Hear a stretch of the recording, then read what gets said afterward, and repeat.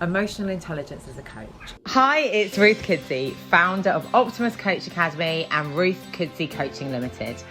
I am passionate about helping people live the lives they want to live on their terms through supporting people to train and develop as coaches and supporting people in my coaching business to build and grow their businesses.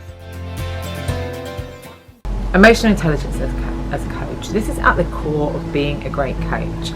Daniel Goleman is a person that I'm going to be referencing a lot here. He wrote a great book called Emotional Intelligence, so I recommend you check it out.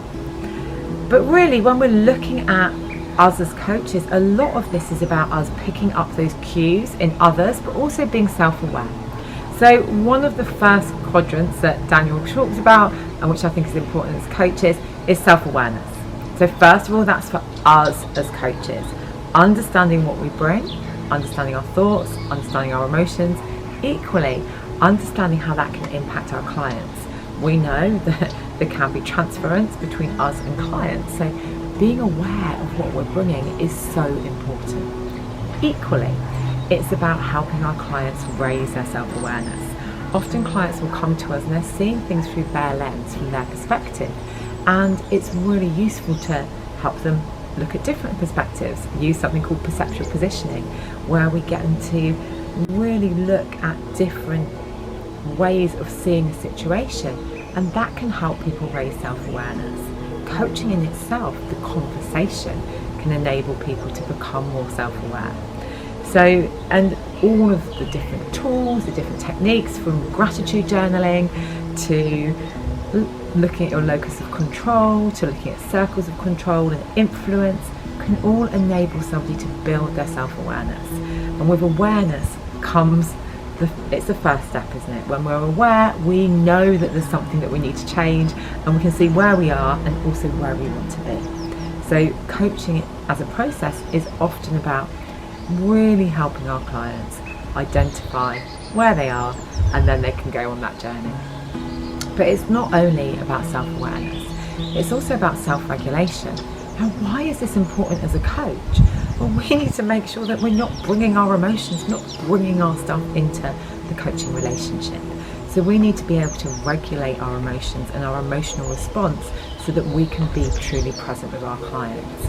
It's also about supporting our clients to regulate their emotions and to understand what their triggers are, and to understand what they can do when they're feeling triggered. I gave an example to the group the other day that I used to be a big crier at work. And I remember being in a senior leadership meeting, getting some bad news and crying. And I remember one of my close colleagues was like, "Ruth, I understand that you're upset, but actually it'd be much more effective if you were able to always manage that response." So I learned to look at the triggers, and when I was feeling like I might be emotional, taking a step out. That didn't mean that I didn't show emotion, but I showed it in a more appropriate way, because you don't want people to think that you're just a person crying. And definitely in a coaching session as a coach, you don't want to be crying if your client tells you something where you're feeling that empathy overload or you're taking on their stuff. So emotional regulation for you, but also in the scenario my friend and my peer coached me through, but you might be coaching somebody else that might be reacting. Maybe they are reacting in anger at a partner, maybe they are becoming too emotional and so they're not able to think clearly. So helping them to identify what's the stressor, how do you feel before, what can you do to calm your nervous system so you don't have that response. It doesn't mean that you don't feel the emotion, it's about regulating so that you're more consistent. That doesn't mean that you're not going to be up and down at times, we all are, but that more balanced approach can usually be more helpful to most people in most contexts. So we've got that self-awareness, both for us as a coach, but also supporting our clients, then that emotional regulation. And then we're thinking about social skills and building social skills. Now, we know as a coach, social skills are so key to everything that we do, aren't they? Because we are in a social interaction with somebody. So understanding rapport, building relationships, establishing trust, psychological safety are all things that we need to do as coaches. Now, these may be more challenging depending on your context, on who you are. We know that when we work with coaches who are neurodiverse, We support them to have that conversation with somebody. So, you know, those social cues that are expectant, such as eye contact, may not be there. But actually, if you are honest and open about that and transparent, it can mean that you establish trust really quickly anyway.